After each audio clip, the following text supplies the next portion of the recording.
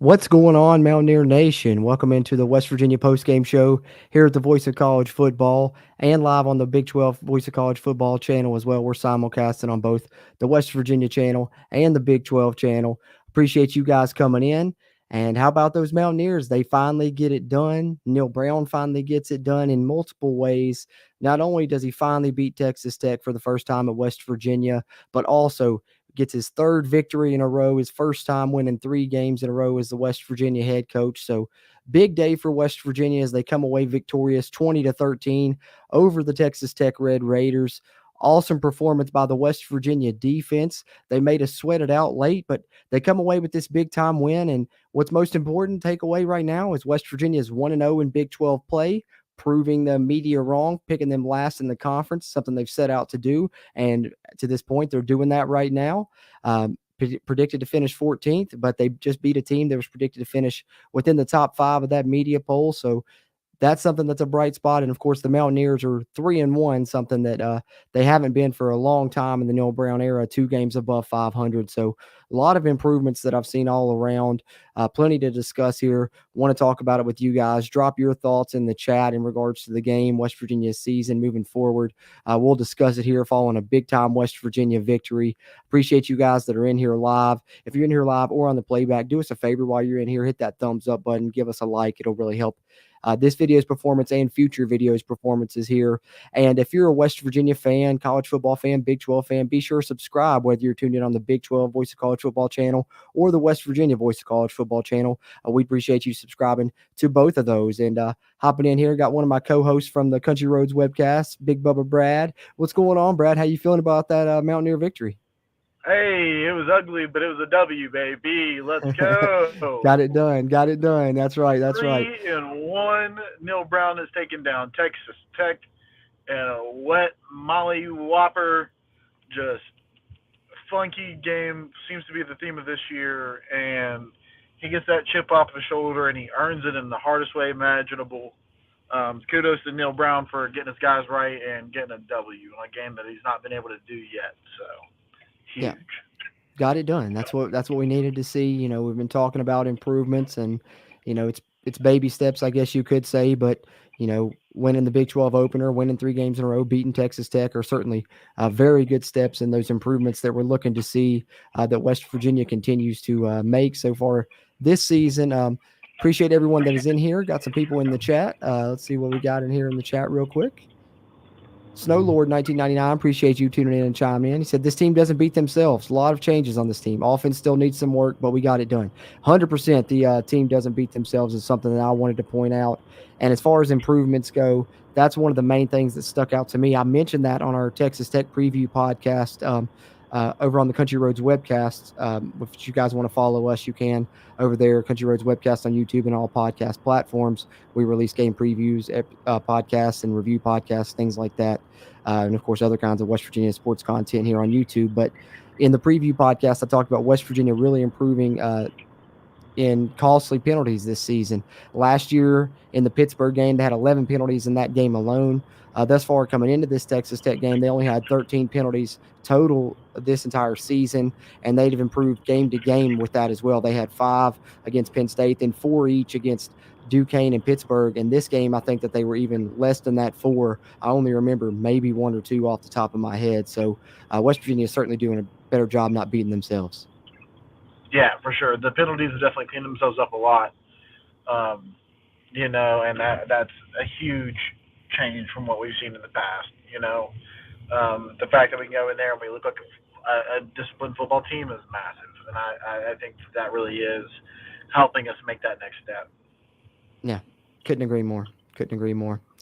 And glad to see West Virginia come away with a 20-13 victory, setting them up, you know, for potentially a successful season moving forward. They're looking really good here in this month of September. 3-1, 1 more game remaining this month on the road at TCU to wrap up September. And then it'll be, you know, 2 or 3 more weeks, almost a month until West Virginia is back at home. So that's plenty of time to get your tickets for the next time West Virginia is back at home. And if you want to get your tickets, there's a great place where you can get them. And that is, of course, ticketsmarter.com. You can save on your next trip to the big game with TicketSmarter. Get $100 off an order of or excuse me, get $10 off an order of $100 or more by using the promo code BIG, or get $20 off an order of $300 or more using the promo code BIG20. Use the promo code as much as you like. TicketSmarter gives you the most competitive prices on the secondary market, and your purchase is safe and guaranteed. Get in the game with TicketSmarter.com and the TicketSmarter mobile app, and remember the promo code BIG and BIG20. Think smarter, ticket smarter. So definitely a good chance to do that. West Virginia won't be back home for a while, but they've started their home slate very successfully. 3 wins, 3-0, 50% of their home schedule done, and they're undefeated thus far, Brad. Yeah, it feels good. I was at work. I was busy, so I got real slammed right there going into the second half, coming out of the second half, and had watched it really good up until then. It was liking what I was seeing. Definitely right about Trey Layton being a dog, Oh yeah, an looks good. absolute stud muffin man. Beanie Bishop looking great. Uh, and then getting in there to the fourth quarter, man, made it a little stressful. But 3-1, being on that safe side of the winning record right now just feels so nice. It really does. It really does. That's what I said. Being a couple games above 500 for the first time, and well, I don't know if it's the first time in the Neil Brown era. I think it's the first time since 2019, maybe. But either way, it's been a long time coming. It seems like it's something we've been building towards. Is being able to win games the way that we're winning them right now, and hopefully it's something that continues moving forward. But let me catch up on some of your all's comments here in the chat. Continue to drop those in there. We really appreciate that. You guys that are in here live. Um, let's see. David Cummings, appreciate you, man, tuning in and chiming in as always. He says that's a win, but the offense seriously needs some work. The defense played great, especially the first half and the third quarter. Yeah, 3 quarters really of domination from the West Virginia defense for the most part. Yeah, for sure. Defense definitely looked apart, I'll say, and they played a really good game. And you could tell they were definitely getting tired at the end. But, man, they still stood in there strong. They still played their hearts out, came up big um, several times, getting exhausted. Texas Tech was consistently going for it on fourth down, really never giving them a break. And, they bend but don't break.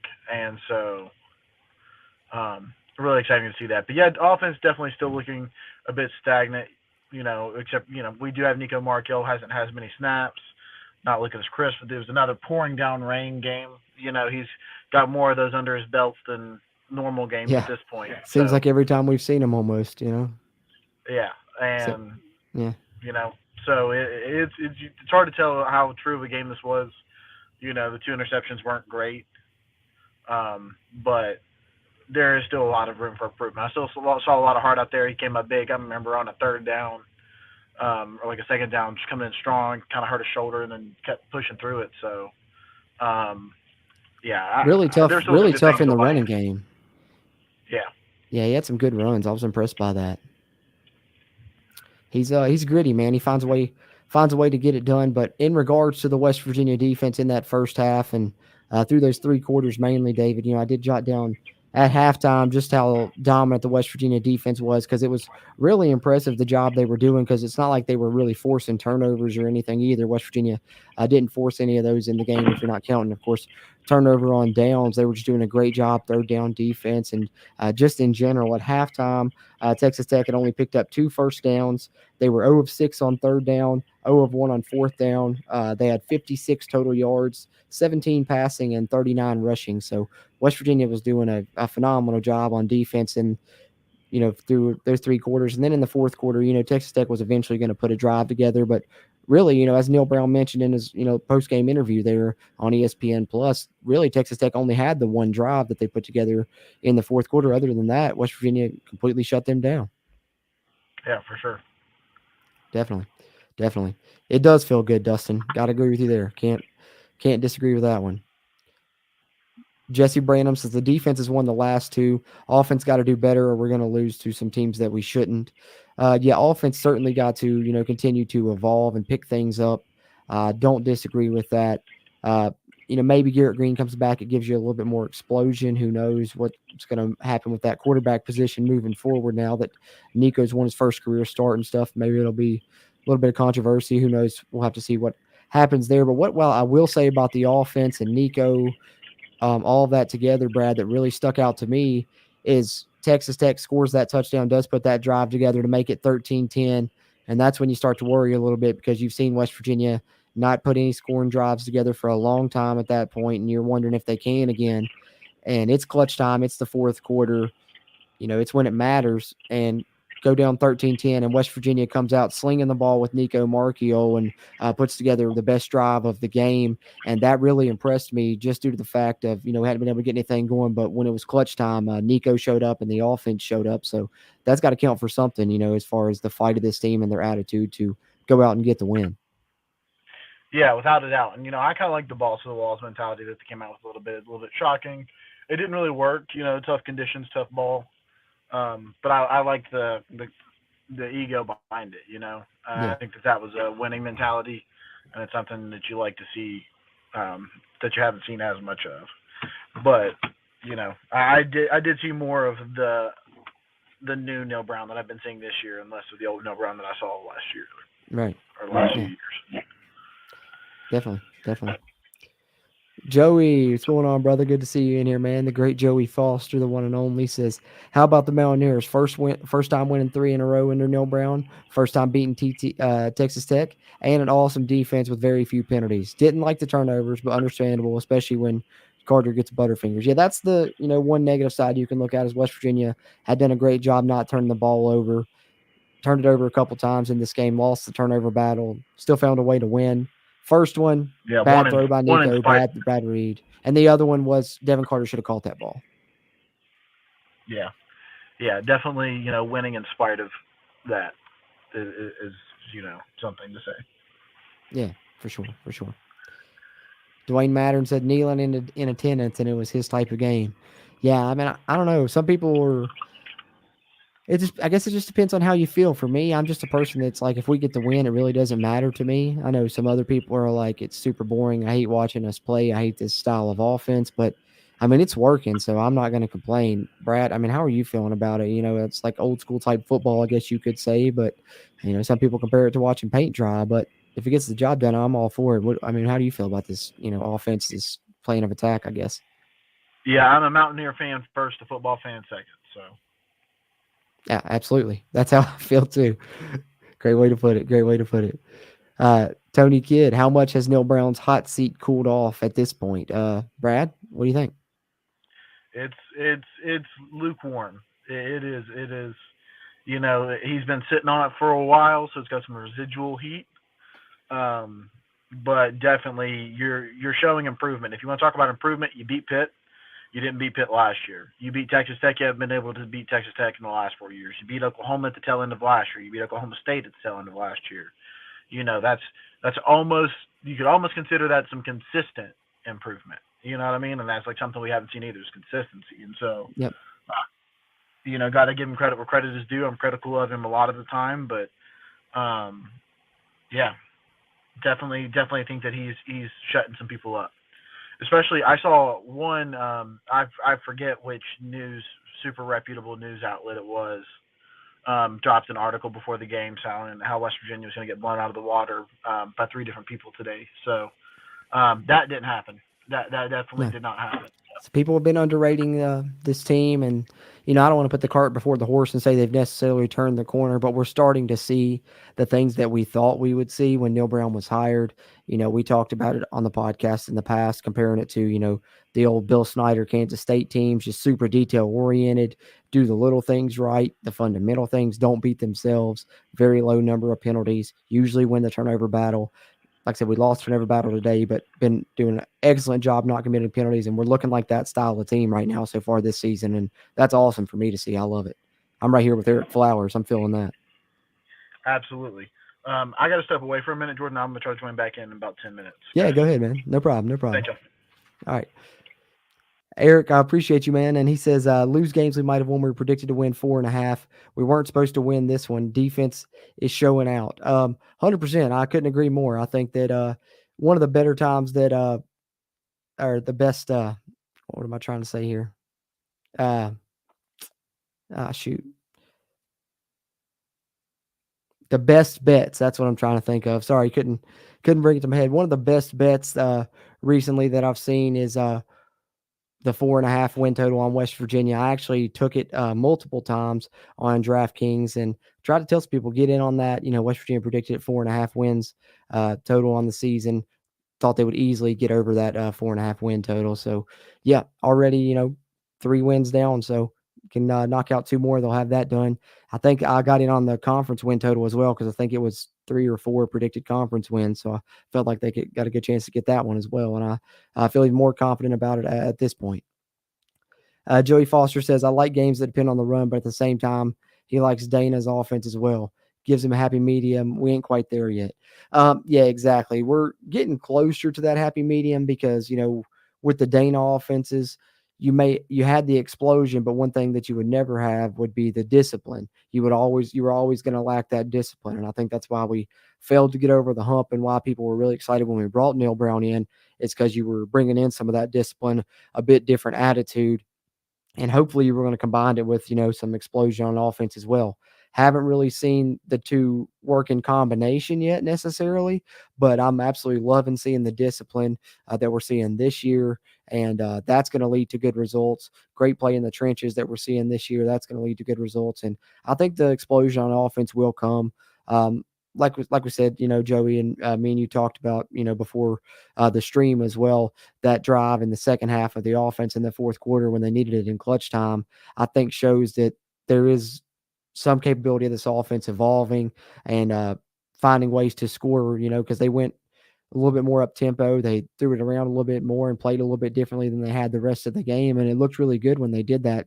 Some of Nico's better throws of the game were on that drive, and some really cool play designs I thought they broke out in this game. I'm going to get into some of my notes momentarily and talk about some of those, but particularly that last touchdown pass, they faked that toss play that they've been running throughout the season and then snuck Cole Taylor up the seam on the sideline there. And that was perfect. It was a great play call.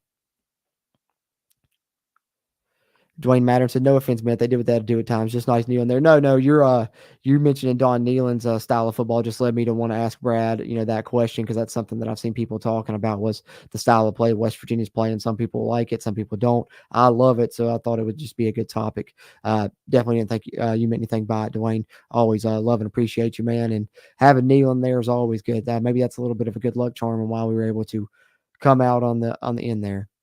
What's the final score on these teams, Dudell? It's 20-13. West Virginia beats Texas Tech there on the banner, as you see. Tony Kidd says it's a great day for both West Virginia schools. Hey, yeah, shout out to Marshall taking down Virginia Tech. The Hokies really struggling against West Virginia schools the past couple of years, huh? Couldn't have happened to a better group of people, right? Timothy Green says, I think after our quarterback took a solid hit, I really woke him up and he played harder and better. Yeah, that's a good point too. Seems like, on that drive, he did break that long run, take that hit. And then after that's when he made some of those really good throws. But that long run that you're talking about when he took that hard hit was the most impressive play of the day for me from Nico because, things broke down. He scrambled out of the pocket, made an awesome pump fake that really froze the defense. And then he was able to get upfield for a 17-yard gain. Awesome stuff there from Nico for sure.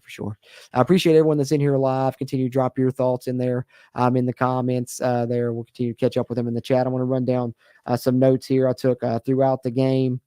Thought the first 2 plays West Virginia ran in the first quarter were good designs really to get Nico involved and kind of probably calm his nerves a little bit.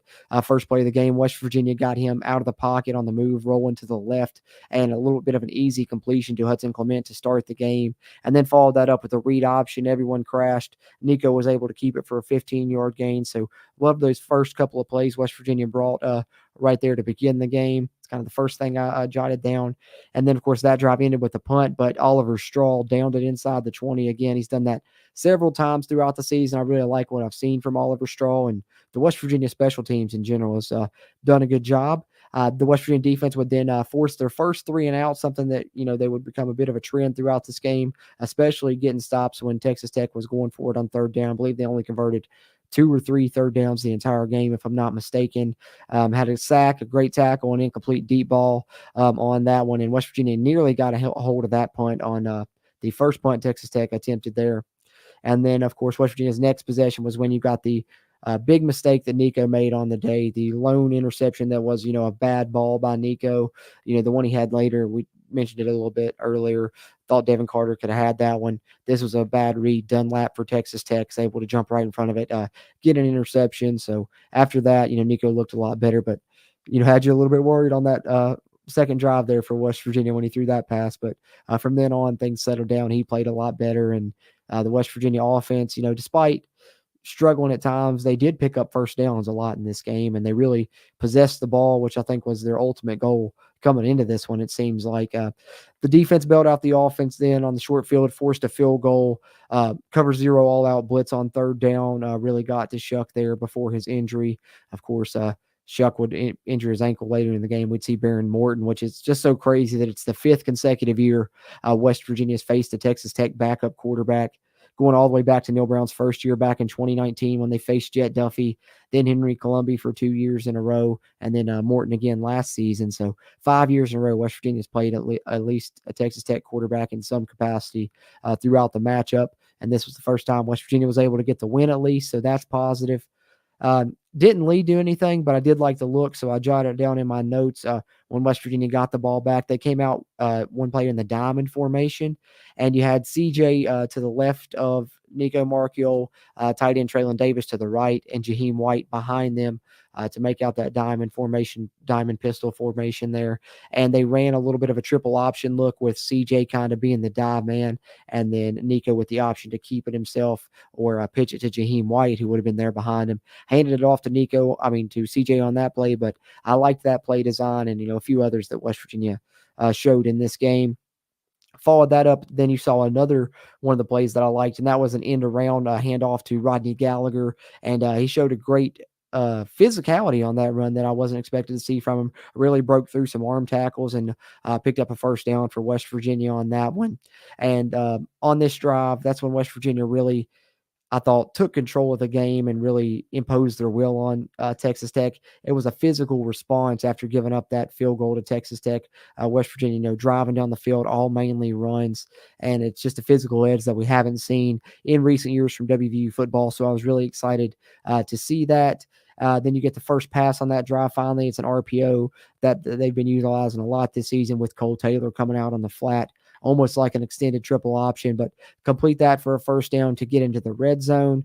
Then there's a holding call on Texas Tech that bails WVU out on 39 in the red zone.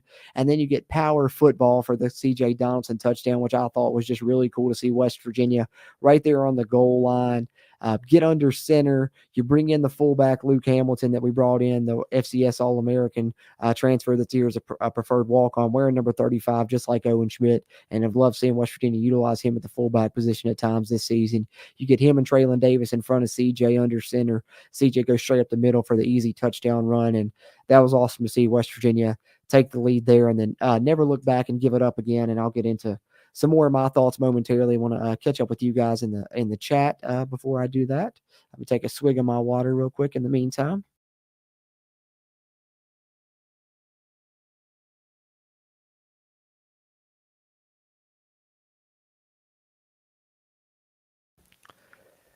Joey says, "A nice win for Marshall, but VT is garbage. That's on fire. A dumpster fire is what I'm saying."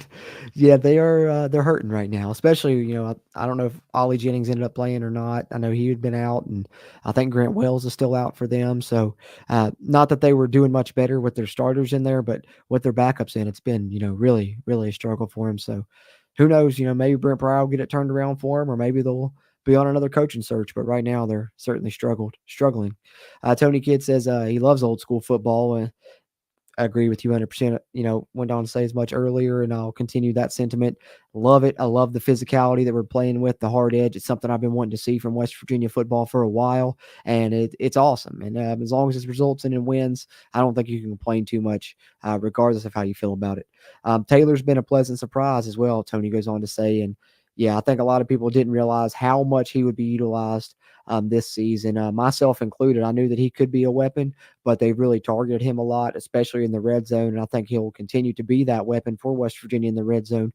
Could end up with several touchdown catches on the season.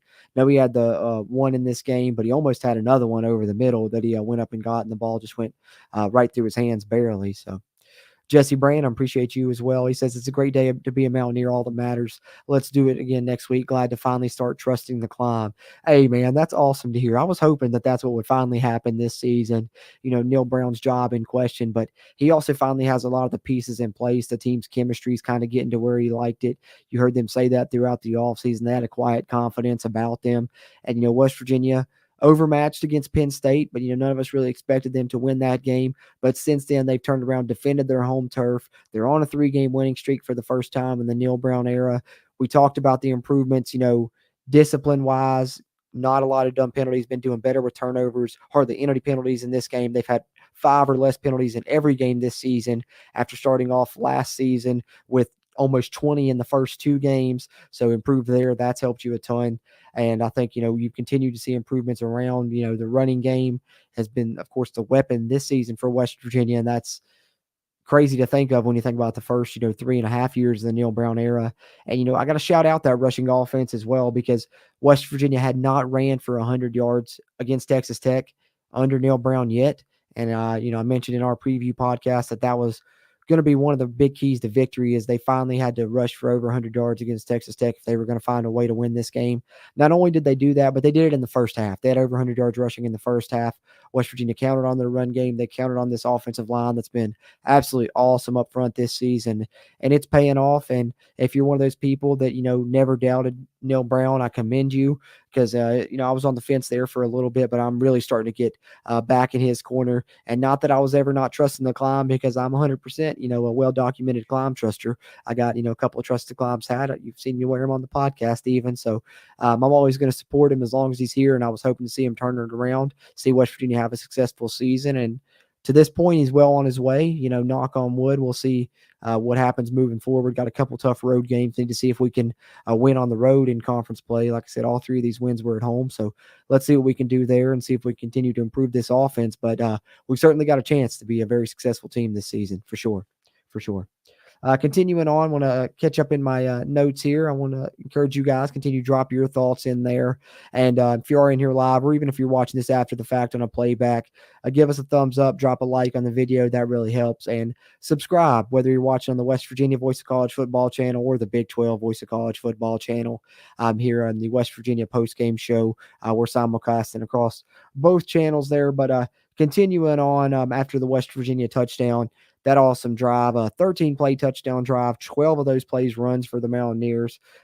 Really good to see West Virginia be, dominating physically and do such a good job in the trenches on both sides of the football, thus far this season. Can't forget to mention that West Virginia defensive line. But continuing on, Aubrey Burks with a tackle for a loss, and that would be a theme throughout this game. Even if it wasn't a TFL, a lot of the run plays Texas Tech had, he was coming screaming in super fast from his safety position, and I thought he did a great job really shutting down some of those first down Texas Tech plays that we talked about being a major key with this up-tempo Texas Tech offense. The coaching staff said if they could hold them, to gaining 4 yards or less on a lot of those first down plays, it wouldn't allow them to get into their tempo as much. And if they wouldn't allow them to hit as many explosives, that wouldn't allow it to get going as well. So I thought West Virginia did a good job mixing things up on their first down calls defensively, how they were playing Texas Tech, and it led to a lot of success on those early downs, which is why they had a lot of success defensively in this game. And Aubrey Burks was a big reason why. He was flying all over the field. While Tyler Shuck was still in the game, you saw Ben Cutter make an appearance for the Mountaineers in the first quarter. Really liked what I saw from Ben Cutter when he was in the game at the linebacker position. Got a hit on Shuck on the play. And then the next play after that would be the injury to Shuck. And then, of course, Baron Morton would come in from, the last little bit of the first quarter on throughout the rest of the game. But that would end up in a 3-and-out for Texas Tech. WVU defense has forced Texas Tech into over 3 on third downs in the first quarter.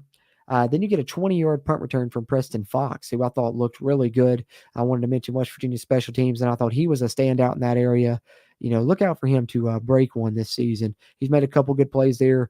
He caught that. It was inside of our own 10. Because of his return, we ended up starting the drive, on the 30-some yard line. So then to end the first quarter, West Virginia with a good play design they used a couple times in this game. It didn't really break. They threw the ball to Cortez Braham, and I was glad to see him get involved in the game plan and have some things drawn up for him. But personally, I would have loved to see that be to Horton or to Gallagher or someone like that, because I feel like, especially the first one he caught, there was all kinds of room. And if he was a little bit quicker, it could have been a massive play for West Virginia. And then they came back to that later in the game as well, and got some nice yardage as well, I believe 5 or 6. But what I did see from West Virginia's play calls in this game and their game plan was a lot of things that they've had success with throughout this season. A lot of their play designs, they had other things off of those. So they've been having a lot of success on that stretch outside zone. They had screens that were coming off of that stretch outside zone, and plays where they were leaking players out off of that. And the plays that we've seen them run a lot this season and be successful on, they're starting to now have plays that come off of those plays so that people, when they're game planning for those, are really going to be caught off guard. And I liked what I saw there. Got Brad hopping back in. What's going on, brother? Yes, sir.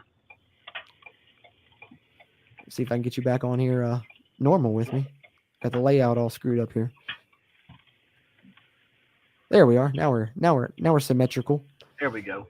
All right, continuing on, I'm up to the second quarter and some thoughts here, Brad. But West Virginia, 3 and out.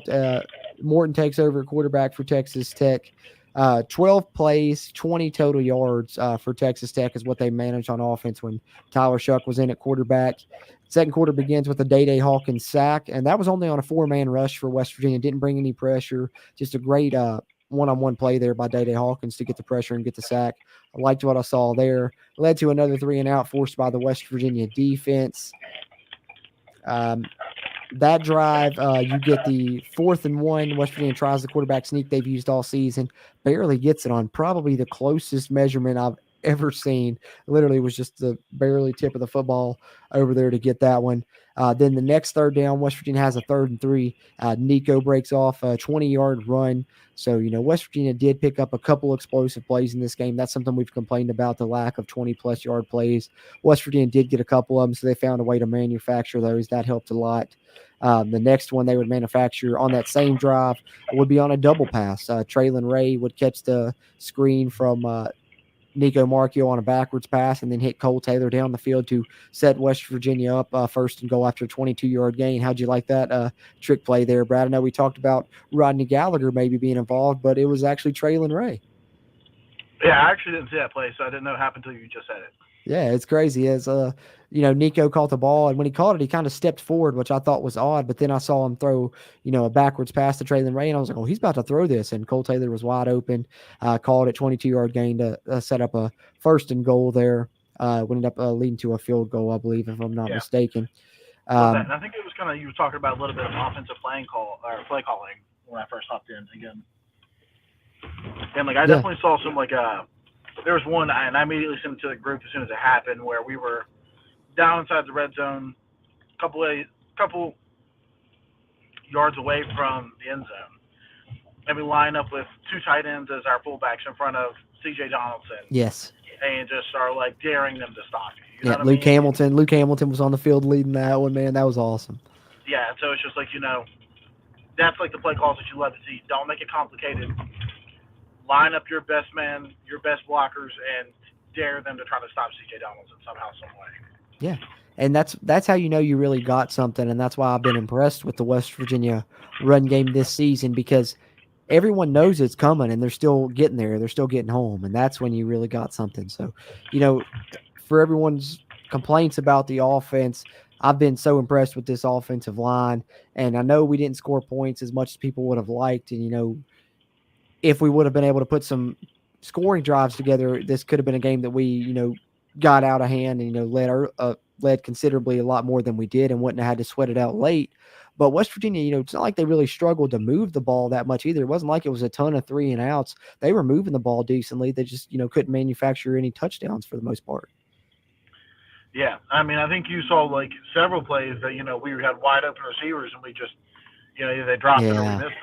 Well, one was that's the one that you got to. I'll get to it here in a bit, but the one that you come back to that was 100% a touchdown was I don't know if you saw this one or not, Brad, but they hit the play action rollout and coverage breakdown. No one picked up Hudson Clement 20, 30 yards down the field, and just slightly underthrown by Nico. The rain was coming down pretty heavy at that point, wet ball, and Hudson Clement tried to come back and grab it. They reviewed it. They said he didn't catch it. Maybe he did, but either way, that's got to be a touchdown, moving forward. Yeah, definitely. And you look at where he just barely misses EJ Horton. Yes. That guy's breaking behind the defense, outrunning everybody. You just barely miss him by a yard. More time and more reps with that you're gonna hit that throw. Yep. 100%, 100%. It's going to get there, and EJ Horton, when he's played, he's been open, so he's going to hit some big play before long. And Hudson Clement, same. I haven't seen a defense, been able to cover him consistently yet. He's been open a lot. We just haven't been able to hit him consistently. Hopefully, that changes as well. But continuing on here in the second quarter, Aubrey Burke's pass breakup leads to another 3-and-out for Texas Tech. At that point, Texas Tech was 0-5 on third downs, and Aubrey Burks, like I said, just continued to show up all over the place in this game. And then, unfortunately, though, on West Virginia's next possession, that's when you get the second Nico interception that should have been called. I believe it was a third down play, if I'm not mistaken. And I believe it was a stick route. Devin Carter sat right there in the middle of the zone, and Nico put it right in between the coverage. Great ball, but bounced off Devin Carter's chest. Should have called it. Ends up being intercepted instead. So Nico's second interception there, and you were a little bit worried about the momentum shifting. But instead, it gets down to fourth down, and West Virginia stops Texas Tech on fourth down. Texas Tech, a team that loves to go for it on fourth down. W defense gets the stop and bails out the offense. Texas Tech doesn't turn the turnover into any points, and that was a big sequence right there. We talked about complimentary football, Brad. We saw that a lot in this game, especially with the defense really stepping up. Yeah, I was thinking that while I was watching the game, since you really emphasized it the other day about the complementary football. And yeah, you just see it more this year. You know what I mean? Like we just look like a more complete team, playing off each other, going with the flow and building up on the energy. And it's just like something you don't realize you've been missing for the last 4 years until it hits you in the face a bit. Yeah, yeah, it really. I mean, it's the differences. If you're watching this year, you can really see them, and you can tell, the improvements that have been made in a lot of areas. A lot of them we've referenced already, but absolutely, I'm right there with you. Continuing on, second quarter, still, right here to wrap it up. Actually, um, Traylon Ray had actually, gotten by the defense, drew a big pass interference penalty on a third and long that allowed West Virginia to set up Michael Hayes for a long 46-yard field goal that was absolutely right down the pipe, and I was impressed by how far he drilled it. That thing would have been good from 50 plus. So Michael Hayes looking pretty good on his minimal attempts so far this season. That would take us into the half. Like I said, West Virginia 0 penalties in the first half, continuing a trend this year that we talked about in the preview show. Less than 5 in every game. Really disciplined football by West Virginia thus far this season. And also in that first half, West Virginia dominated the time of possession, 21 minutes to 8 minutes for Texas Tech. Moving on into the second half, the third quarter starts with Aubrey Burks forcing a TFL, putting Texas Tech behind the chains there. And then you get another third down stop. This time it's a Marcus Floyd sack. And at that point, Texas Tech will be 0 of 7 on third down conversions. So, as we said earlier, dominant defense for West Virginia in the first half and in the third quarter. Another Preston Fox impressive punt return. Like I said, that's been a theme throughout the season. Been loved seeing that as well. Then I jotted down that I saw a quarterback draw coming for West Virginia on third down. They weren't in the 5 wide set, but I knew they were going to motion that guy out and go to it. It still worked, but ended up inches short. West Virginia would punt, but I jotted it down because I thought the next time they would run it, Texas Tech would sniff it out. Next third down, West Virginia they tried to run it. Texas Tech did indeed sniff it out. So, got to go to something different. And, I talked about them having plays that go off the plays they've been successful with. I got to think maybe next week they've got something off of that quarterback draw. Maybe they sneak somebody up the rail, the sideline there or something. And when people are really keen on that quarterback draw, we'll see. But another good punt by Oliver Straw, pins Texas Tech. West Virginia did a great job dominating field position, flipping the field a lot in this game as well. Wanted to mention that. Then you finally get the Texas Tech to convert a third down conversion in the third quarter. So West Virginia goes well into the third quarter. I believe it was the 10-minute mark there when Texas Tech finally makes a third down conversion. Aubrey Burks blows up fourth down and one zone read run from the quarterback, Baron Morton, that they tried to attempt. And just an awesome game from Aubrey Burks, man. I've shouted him out a ton of these notes. He was For all over the sure. field.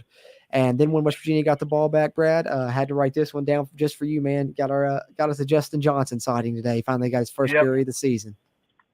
I saw him out there getting touches. It was good to see it. It was good to see it. Yeah, I did want to mention, just since it was just brought up, I was going to ask about it anyway. I am very surprised by how much we ran a quarterback draw. Ton.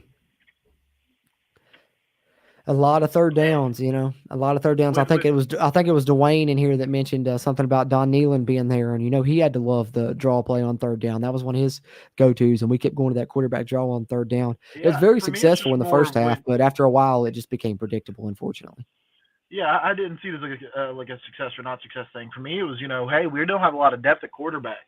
yeah, that's um, a good point too. we should have run quarterback draws all day and injure our backup quarterback, which is really our last hope. Well, and the thing is, you know, to go right along with that. I know Nico's, bigger body, real tough, and they feel like they can run him in between the tackles. And, he almost was reminiscent of like a Tim Tebow style game from him today. That's who he kind of reminded me of out there. But, with that lack of depth, hopefully Garrett Green's healthy in the next week or two. But you can't have him, leading the team in carries like I believe he ended up doing in this game. I believe he had, it was 15 plus carries. I know he had 70 plus rushing yards. He did a great performance with it, but yeah, like you said, you can't risk, him getting hurt as well. Yeah, definitely, especially when you have C.J. Donaldson in an elite backfield. You don't need to be leaning on your quarterback that much.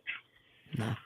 No, not right now with the injury situation with Garrett Green and stuff. Like I said, great performance. You needed it to get this win, and some of that was really just gutsy stuff from Nico himself, especially that one on that last scoring drive that we had where he hit that awesome pump fake and had that 17-yard run, which was one of my favorite plays of the game. I love seeing that from Nico, but just with like a few less design runs for him right now, I think. But if that's what we got to do to get the win, then hey, let's get the win and worry about it. Whenever we got to worry about it, I guess. But having said that, let me catch up on some comments real quick, and then I'll continue on and wrap up my notes, and we'll get out of your guys' hair before too much longer. Let you guys catch some of these evening games following a big West Virginia win, 1-0 in Big 12 play, guys. Finally beat Texas Tech, 3 wins in a row for Neil Brown. Things are looking up right now among Mountaineer Nation. It's awesome to see. But let me catch up on some of your all's thoughts here. Timothy Green, what's going on, brother? He said at the beginning of the season that we would go 8-4. Hope it stands true. Let's go Mountaineers. Beat TCU. Hey, as did I. Timothy Green. I Brad, I did believe too. you did too, right? I, Yeah. So I we're also all had in us that boat. beating. I had us beating Texas Tech as well. Oh, you And may I have don't been think one of any. the only I ones. don't. Yeah. I think I was the only one that picked us to beat Texas Tech. I did have us Ooh. losing to TCU next, but. Oh, if so, then Um, that'll move you ahead in the season prediction roundtable standing because we were all deadlocked thus far. You guys check out our Texas Tech review podcast episode. Right there on the intro, I always throw our season prediction roundtable standings up, and you'll be able to see for sure. But I believe Brad may have jumped out to a little lead there as far as I our was season also predictions go. I was also pretty close with my low scoring affair game too for the prediction. So You really were. I was going to shout that out as well in the post game. I'm glad you brought that up because I think you said like 17-10 or something like that. And I mean, I was like, wow, you got it that low scoring because I wasn't expecting it, man. Texas Tech, this offense, they haven't. This is the first time this season, guys, that Texas Tech has scored under 30 points in a game. And West Virginia held them to 13, 3 for a big portion of the game. So, despite the way that we made it, sweat it out at the end, it may have left some people some of the positivity they had earlier in the game may have wavered there late when they thought West Virginia may have given it up and they were getting worried. You really got to look at that, and it's got to be an eye opener for you what West Virginia did defensively. Texas Tech, I know people are going to say, oh, they're 1-3 now, but this is a team that was predicted to finish top of the Big 12. And despite the fact that they came into this game at 1-2, they put up, 400 yards of offense in pretty much every game they've played this season. They put up 30 plus points in every game they've played this season. And West Virginia, didn't allow them to get anywhere near those marks. yeah, absolutely. Yeah. For sure. Hey, G Smyrna 74-6. Appreciate you, man, tuning in and chiming in. Always good to see you. He said the banana suits did it today. Congrats. Hey, I love the banana suits, G Smyrna. Bananas. I'm one of the few. Hey, I got mine on Gold. as well. Hey, let me hit it. I love gold. Hey, it's my favorite. If it was up to me, it'd be all gold every game. But luckily for the most of Mountaineer Nation, it's not up to me because I know they don't like it. But hey, the thing is, the gold helmets, gold jersey, gold pants combo, Brad, 3-0 now. Undefeated, right? Undefeated. Yes, sir. Appreciate you, G Smyrna. Appreciate you. Neil said that Garrett could have played today, but he thought it was better just to hold him out. I think that was a good decision. I heard some people saying he had a little bit of a limp in the pregame, and I think with that ankle injury, let him nurse it and get back to as close to 100% as possible. But that was kind of what I was expecting, and I said that on our Q&A stream ahead of the game last night that I was kind of expecting Nico to get the call to start, but if anything happened and they had to bring in somebody else, they would probably have Garrett Green ready to be the reserve quarterback, so they didn't have to count on Sean Boyle, which ended up being the situation. But the good news is, if they felt like Garrett could play now, then by the time TCU rolls around, he should 100% be ready if he needs to be called upon, even if they still do go with Nico for that game. But then you get your bye week after that. So Garrett should 100% be good to go by the time we go travel to Fighting Dana's over there in Houston, at least, if nothing else. Yeah, definitely. Definitely going to be curious thing to watch how this QB stuff unfolds. Yeah. I don't think it's necessarily a controversy right now, but you got to wait until Garrett Green's 100% and see what they choose to do. I think they'll go back to Garrett when he's healthy, but we'll see. Depends on what happens, next week if Nico gets the call again, I guess. If Nico gets the call, wins on the road against, team that, just played for the national title last season and came off a big rivalry win this week over 4 SMU. 0.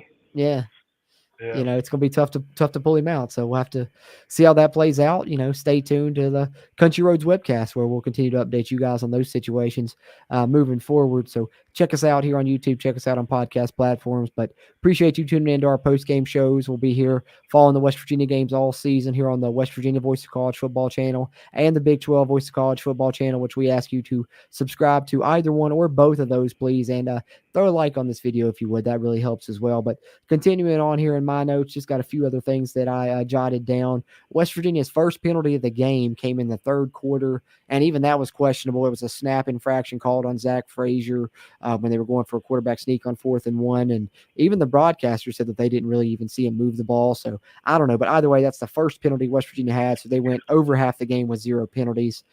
Then West Virginia on defense, Fatorma Mulba, we've seen him not have a ton of snaps this season, but when we have seen the Penn State transfer there at the nose tackle, he's performed excellently. And how about him blowing up a quarterback draw single-handedly? And I mean, people use that expression, someone doing something single-handedly, but he literally blew up this quarterback draw single-handedly. He was getting blocked. The quarterback draw's coming by him. He grabs the quarterback with one arm and stops the play. I mean, Fatorma Mulba is really impressive with how strong he is. Yeah, that defensive line's getting more and more impressive every game. And it's different guys that are showing up every week to making plays. I mean, the first few games you had Durajab with 2.5 sacks, and then the past couple games you've seen Day Hawkins get in there for a sack. You've seen Mike Lockhart make plays. You've seen Mulba make plays. I mean, I could keep naming Eddie V. I mean, I could go on and on with guys on that defensive line that's looked good. And the linebacker core, we've talked about Trey Lathan and Lee Koba, but Ben Cutter showed up today too. Mm-hmm. That's He true. really did. West Virginia would get a third down stop following that blown up quarterback draw by Fatorma Mulba. That would move Texas Tech to 1 of 10 on third down conversions at that point in the third quarter. So, for all the flack that he's been getting as well, we've praised Neil Brown a lot in this stream, and rightfully so, having everybody ready to play, having, the game plan that he did and getting the W. But you got to shout out Jordan Leslie and this defensive staff as well. They took a lot of flack throughout this offseason from last season. But, ever since that Penn State game when they talked about they've changed things up, West Virginia's defense has looked really good for the most part. Yeah, definitely. Yeah, got to shout them out. Then this is when you get the pass that we talked about where it should have been an easy touchdown for West Virginia. You get the blown coverage. Hudson Clement wide open behind the defense. Nico just misses the throw. Like I said, the rain was really coming down at that point. It just started to get really wet and missed one there, but that's got to be a touchdown moving forward. Can't deny that. Then on third down, Preston Fox dropped the pass, but West Virginia bailed out by holding. Something that Texas Tech, committed a lot this game. We knew they would be physical in their man-to-man press coverage. And I think it's to West Virginia's benefit the way it seems like Big 12 officials are going to call that this season. You saw a lot of defensive pass interferences and holding be called on Texas Tech. So, West Virginia, they struggled in the passing game, but at least, they had those penalties going for them, bailing them out at times in this game. Take it any way you can get it. And then, unfortunately, that's when the quarterback draw got stuff that I talked about that I'd kind of predicted would happen when they chose to run that again. 3rd and 3 comes around. They chose to do so. It did get stuffed. And then moving into the fourth quarter here, I don't have too many notes from the fourth, 5th 15-yard fourth down conversion for Texas Tech, which was the big catch by McCray. That really changed things for Texas Tech. It was 4th and 9, I believe, and he gets that 15-yard grab with great coverage draped on him. Just an awesome catch. That kind of sparked them into that lone touchdown drive that they did manage there in the fourth quarter after a tough Taj Brooks run of 27 yards, which shout out to him. I was impressed by him, in the years West Virginia played him. Nonetheless, in this game, if I was Texas Tech, I would just continue to feed him 20-plus carries a game, and I think that's a recipe for Texas Tech to have more success moving forward. But that set up 1st and goal, which they would throw a fade to the 6'5" receiver, Jaron Bradley. Easy touchdown grab for him there, just a bit of a mismatch with West Virginia's undersized Malachi Ruffin giving up several inches, but played good coverage there, and I liked what I saw from Ruffin and Bishop in this game. You can shout out Bishop's performance also in this game, but that would make the game 13-10. A little bit of an uh-oh moment. You'd be a little bit worried, but that's when you get the clutch drive that I talked about. Nico and this offense really coming alive, and the biggest, most impressive play to me of that drive was Nico scrambling when things broke down on one play, and he hit an awesome pump fake that reminded me of the way Brock Purdy used to do defenses at Iowa State and just give everyone fits. Play would break down, he'd pump fake, even though he's 10 yards downfield, but it would freeze that defense, and he would go down the field. And Nico Marchiol did just that, pump faked, even though he's already past the line of scrimmage. The defense bit. He got a 17-yard gain, then followed that up with a 15-yard strike to Preston Fox. One of his best throws of the day under pressure, still got it to him on the sideline there. Preston Fox would burn the defense then, not long after that, force a defensive pass interference on a 3rd down play that was very important for the Mountaineers. And then not long after that's when you get that awesome play design on that fake toss. West Virginia's ran that toss play out of the shotgun a lot this season. They fake it, and you get Cole Taylor coming up the rail there down the sideline. Easy touchdown pass for Nico. Cole Taylor gets into the end zone yet again, and that would more or less seal the deal for West Virginia. Of course, they would sweat it out again there at the end. Texas Tech would put a bit of a drive together, get all the way down to 1st and 10 on about the 12-yard line with 40-some seconds to go, but 3 straight incompletions. Then you get 4th and 10 there, 23 seconds to go. West Virginia holds up there, brings some pressure. Marcus Floyd, who did a great job when he blitzed today, they blitzed him there on that 4th down and caused the pass to be broken up, and West Virginia gets the win and, of course, seals it on defense, which is awesome to see and kind of fitting for the style of game that it was. And shout out to Beanie Bishop on that final Texas Tech drive. They attacked him on a couple of those plays. One of them looked like it was going to be a complete pass to the tight end in the end zone, and he broke it up. Love that addition for West Virginia. And like I said, the defense getting a stop there, kind of a microcosm of the game. So that's kind of the notes I had jotted down there, Brad. Anything you wanted to chime in yet that we haven't talked about? Yeah, no, and I'm actually going to have to leave again. I'll say, sorry, guys, busy evening. Glad I can hop on here for a minute. But yeah, I definitely wanted to say that Beanie Bishop has been amazing, man. Him punching that ball there at the end, not letting him make it to the receiver, and he's playing tight coverage all night. And like you said, they tried him a lot, and he really took that challenge head on, and I would say succeeded in his goal for the night. So. Gotta agree with you. When it came down to it, made the play when it mattered the most there at the end. But appreciate you popping in while you could, Brad, man. Going to be fun doing these post-game shows throughout the season, and hopefully they're all, coming after more wins moving forward, bro. Yeah, man, it's definitely easier to talk about this when we're winning, baby. Yeah, definitely. Definitely. All right, but thank all you guys for joining in. I'll say appreciate you so much, and I'll catch y'all later. Let's go Mountaineers. Yeah, let's go Mountaineers always, brother. Take it easy, Brad. I appreciate that, and hear more thoughts from Brad, and of course, further thoughts from me and our other co-host Steven. Like I said, check out our Texas Tech review podcast. We'll be releasing in the next couple of days or so. That way, when we do that, we kind of dive in on the numbers a little bit more and stuff. These post-game shows, we just like to chat with you guys and give more of an instant reaction than looking so much at the numbers and everything. But really fun chatting with you guys in these post-game shows and really enjoy them. And we'll be here throughout the season, whether they're going to be for away games, home games, what have you. But West Virginia still has 3 home games remaining on the 2023 season. They're 3-0 at home right now, performing really well. And if you want to see them continue those great performances at home, you got a good 3 weeks or so to get you some tickets for the next West Virginia football home game. And a great place to find those tickets is, of course, ticketsmarter.com, where you can save on your next trip to the big game. Get $10 off an order of $100 or more by using the promo code BIG, or get $20 off an order of $300 or more using the promo code BIG20. Use the promo code as much as you'd like. Ticket Smarter gives you the most competitive prices on the secondary market, and your purchase is safe and guaranteed. Get in the game with TicketSmarter.com and the Ticket Smarter mobile app. And remember the promo codes BIG and BIG20. Think smarter, ticket smarter. So be sure to check that out if you're in need of some tickets, guys. Whether you're a West Virginia fan or a fan of any other college football team as well, great place to get your tickets there and appreciate their sponsorship here on the Voice College Football channel. But West Virginia coming away with a 20-13 win. Awesome to see here. Appreciate everyone that's been in here live chatting with us. Like I said, drop a like before you head out, and you can do that whether you're watching live or if you're watching on a playback. Subscribe to the West Virginia channel, subscribe to the Big 12 channel. Continue to ask you guys to do those things as we continue to try and build those up here. But really appreciative of you guys. Wanted to ask you guys, who's your player of the game? Go ahead, drop it in the comments down there in the chat. I'll try and pull a couple of those up on screen before we get out of here. Give me your player of the game. Can be somebody on offense, can be somebody on defense. And I'm going to shout out a couple for myself right now. I think a player of the game on offense, I can't give it to one player specifically, really. I mean, you could go Nico, you could go Cole Taylor, but good, gritty performance from Nico. He's got to be a candidate. But for me on the offense, I just got to shout out the offensive line. Been dominant, for the most part of this season, especially in the run game. Continued to perform well in this game.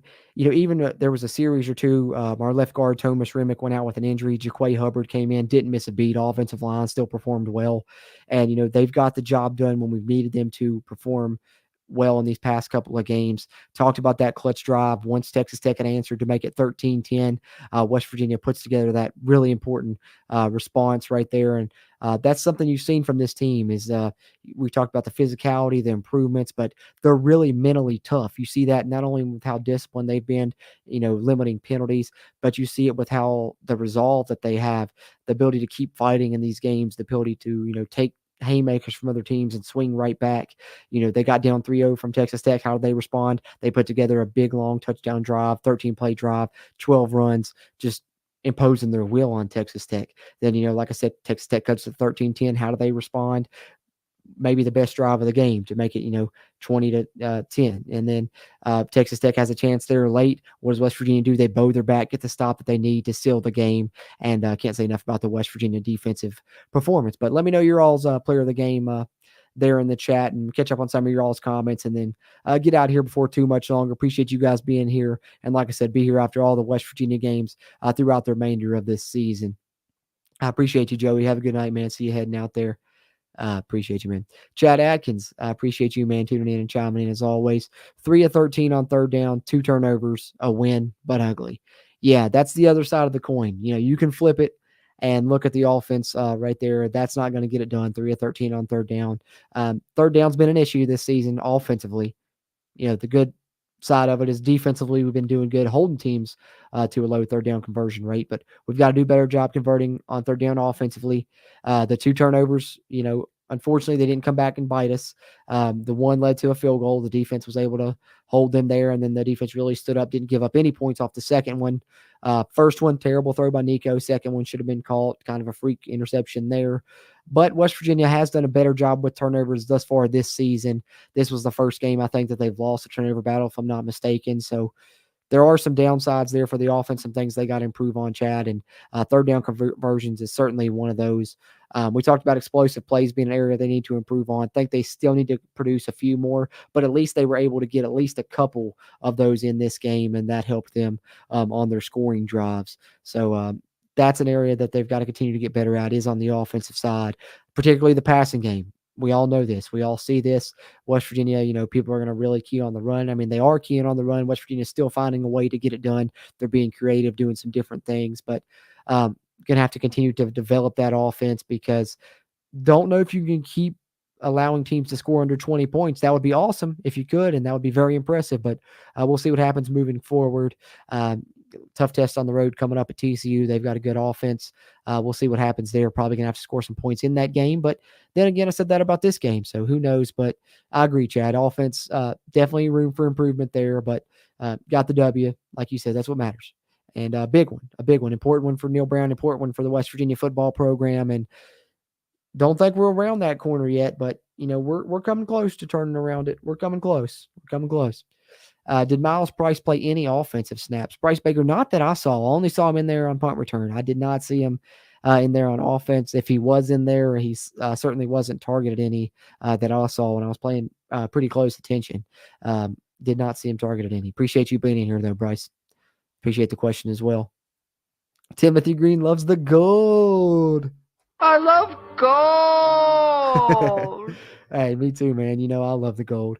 Hey, and hey, if we're 3-0 in them, keep wearing them. I doubt they'll wear them again this season, but hey, you know, Gold Rush, that's got to be the uniform now. We're 3-0 in the gold, gold, gold. So I'm sure, you know, moving forward, we'll get some more of the blue helmet, blue jersey for the next home game since they haven't had it yet. I'm sure that's coming down the line, but we'll see what they wear on the road these next two games. But hey, got the win and the gold. You know, I'm always down for some uni talk, Tim. Appreciate you, man. Krista Sisson says, I think if we can get the offense clicking, we could do well this year. It seems like our schedule is a little weak. Our hardest game is OU and maybe BYU. Yeah, Oklahoma certainly seems like the toughest game on our schedule by far.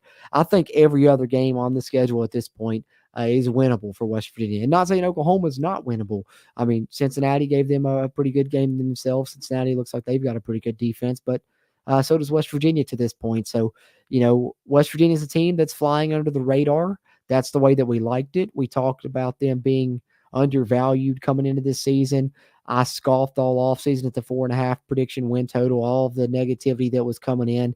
And I was just hoping this coaching staff was using it as bulletin board material to motivate this team. And it seems like that's really what they're doing. You've seen it even in the trailer for the game ahead of this Texas Tech when they put the Charles Wesley Godwin speech on there. We're talking about they were predicted 14th. Neil Brown in his post-game interview on ESPN Plus mentioned West Virginia being predicted to finish last in the conference and Texas Tech being predicted to finish, you know, in the top 5 of the conference. So already proving the doubters wrong, and I think they're going to continue to do that, Krista. And I agree with you. If this offense continues to evolve and improve, West Virginia could really have something with this team, especially the way that they're not beating themselves right now, playing really disciplined football. Just hope that continues to be the case moving forward, because if they can continue to play this defense that they're playing, play this disciplined football, and find a way to score more points, they're going to be really, really hard to beat. So right now, what I can say is there's potential, and they've got a chance. They've got a chance, Krista. Krista says Beanie Bishop on defense. A great pick there. Great pick there. I don't think I gave mine on defense, did I? Mine on defense is Aubrey Burke. So, you know, you heard me shout him out a ton going through my notes from the game. Loved his performance. Thought he was all over the field, both in the pass game, and I loved what he did in the run game. You know, he was one of the few players that got in there and stopped Taj Brooks for a tackle for a loss the few times that we were able to do so, because he's such a good running back. But Beanie Bishop was another one that really came to mind, as well for me. He's definitely made a ton of plays, and especially on that game-sealing drive when Texas Tech was trying to tie it up. He was all over the field, nearly made the tackle for the stop on 4th and 2. Taj Brooks just barely outran him to the corner just enough to get that first down, but then he would make up for it. Great coverage on the next play when they tried to attack him deep. Then they tried to hit a tight end up the rail, much like West Virginia did to Cole Taylor. It was there momentarily, but Beanie Bishop broke on it with, you know, great play, tipped the ball out of bounds, and then West Virginia was able to force 2 more incompletions after that to win the game. So great pick, Krista. Beanie Bishop, awesome performance. Chris says, I think they need to use Gallagher and White more. They can be explosive. 100% agree. I know if you've been following the Country Roads webcast, you know my love for Jaheim White. That's my personal favorite player. Got one of his jerseys ordered, just waiting on it to come in. Actually, just got a Rodney Gallagher jersey. It just came in this week. So big fans of both those guys. Think they're going to continue to increase their role for West Virginia moving forward in this season. We saw them on the field a lot this game. Unfortunately, Jaheim White, I think he only had like the one carry or so. Looked good on the little toss play that he did get. They've been using him as a decoy at times. I mentioned the triple option play look that he was involved in on out of the pistol diamond formation that I really liked when you had him and CJ in there together. And I think Gallagher, they're going to continue to design some things for him. You saw the end around to him. You saw the play where it looked like they were running the toss play, and it was another end around to him. And on the one end around where he picked up the first down for West Virginia, really showed some physicality that I wasn't expecting to see. We knew he had the speed and the shiftiness, but he broke some arm tackles and looks good getting that first down. So I think he'll continue to be involved more in the game plan moving forward. And as I said earlier, you know, some of the screen passes West Virginia ran in this game, I would love to see some of those go to a guy like Gallagher or White, or, you know, even Jashawn Polk or EJ Horton, one of the guys that's a little bit speedier, but I think the primary candidates are the two you named right there. Those are the two, most shifty guys that I'd be throwing screen passes to on the roster in Gallagher and White. So, hopefully there's some more things designed for him. I'd love to see it as well, Krista. What are we watching? Hey, what's going on, my guy? I appreciate you tuning in and chiming in as always, man. Hey, today we was watching West Virginia win over Texas Tech, and that was awesome to see the Mountaineers come out on top, 20-3 over the Red Raiders. Appreciate you being here as always. He says not a big Gold Rush fan. Love the matte blue helmets. I think you're certainly in the majority there. Most people prefer the blue helmets. I'm just one of the ones that's in the minority that's always wanted the gold helmet. Ever since we got the gold jersey, I was clamoring for a gold helmet, especially when we do Gold Rush and we'd have gold jerseys, gold pants, and the blue helmet. I'd be like, man, it would look so good if we had a gold helmet. And finally in 2013, we got it, and I've loved it ever since. I wish we would get to see a gold glossy helmet. That's something that we've never seen because, of course, we went to the matte helmets in 2013. But, yeah, I don't blame you. What are we watching? Most people are in your camp, but I'm just one of the few that loves gold. I do. I do. Krista says she loves Cole Taylor, the tight end. As do I. As do I. Got a great chance to haul in more catches than any Mountaineer tight end in recent memory. Already a couple touchdown catches on the year, and who knows, may end up with a handful of them before it's all said and done. Certainly going to be a good red zone target for West Virginia. As I said earlier, almost had another one over the middle. Just went barely through his head, barely through his hands. Let's go Mountaineers. I appreciate you. What are we watching? And glad you tuned in today, and glad it was a West Virginia win. But it's been really fun chatting with you guys here for this post game show. Like I said, we'll be back here to do it throughout the season, following all these West Virginia football games. Excuse me. So tune in next week following the TCU game. Hopefully, West Virginia is able to stay on the winning track. We'll see how they can do as a road team after picking up 3 straight home wins. It's big time for the Mountaineers. It's big time for Neil Brown, not only to, complete 50% of their home schedule undefeated with those 3 home wins, but as we mentioned earlier, it's the first time in the Neil Brown era that he has won 3 games consecutively as the head coach here. And it's also the first time he's defeated Texas Tech. That's big. West Virginia's 2 games over 500, 3-1 on the season, currently 1-0 in Big 12 play. So off to start on the right foot. And that's what you want to see as a Mountaineer fan, and hopefully just continue to see more success moving forward. Today, though, we're talking about a 20-13 win over the Red Raiders to kick off conference play for the Mountaineers. Looking forward to talking with you guys again next week post game for that game against TCU, and hopefully it's after another Mountaineer victory. But either way, we'll be here to chat about it with you guys. Like I said, I'm Jordan from the Country Roads webcast. If you want to, go subscribe to us here on YouTube, or you can check us out on any podcast platform, putting out all kinds of West Virginia sports content. Follow us on X/Twitter at WVU Country Roads. Subscribe to the Big 12 Voice of College Football channel and to the West Virginia Voice of College Football channel if you haven't done so already, so you can catch more of these streams moving forward throughout the season. West Virginia Mountaineers 3-1 overall, 1-0 in Big 12 play thus far in 2023, and it sure was fun to see a West Virginia victory. Appreciate you guys being here. As always, I'm Jordan Cruz, and until next time, let's go Mountaineers.